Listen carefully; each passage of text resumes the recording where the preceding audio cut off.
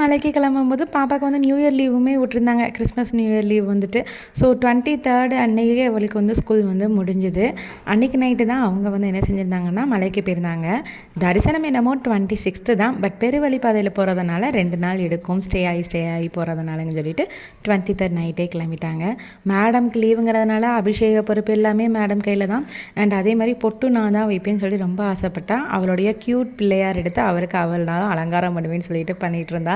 நல்லா க்யூட்டாகவே பண்ணியிருந்தா. அப்புறம் வந்துட்டு 26 அவங்க வந்து மலையிலேருந்து வந்தாச்சு. வந்ததுக்கப்புறமா அகண்ட தீபம் உயர்த்துறது, அப்புறம் மாலை வந்து உயர்த்து விடுறதெல்லாம் இருந்ததுனால அவங்க கொண்டு வந்திருந்த இருமுடி பையிலேருந்து அரிசி, வெல்லம், அபிஷேக நெய் எடுத்து பாயாசம் பண்ணியிருந்தேன். பாயாசம் ஃபுல்லாமே நம்மளால் வந்து 3 பேர் தான் அப்படிங்கிறதுனால கொஞ்சம் அதிகமாக இந்த மாதிரி இருந்ததுனால பகுதி வந்து ரைஸாக சாப்பிட்றதா வச்சாச்சு.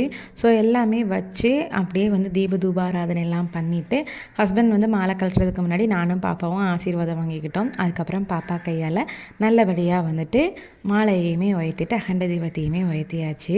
ஸோ அதுக்கப்புறம் அவங்க வாங்கிட்டு வந்திருந்த அரவணை பாயசத்தெல்லாம் வந்துட்டு நெய்பர்ஸ்க்கு டிஸ்ட்ரிபியூட் பண்ணுறதுக்குமே எடுத்து வச்சுட்டோம். வருதி சிப்ஸு, அரவணை பாயாசம், அப்பம் சொல்லிட்டு இங்கே வந்து ஹிந்து, முஸ்லீம், கிறிஸ்டின்லாம் கிடையாது. எல்லாருமே இந்த அரவணை பாயசத்தை விரும்பி சாப்பிடுவாங்க.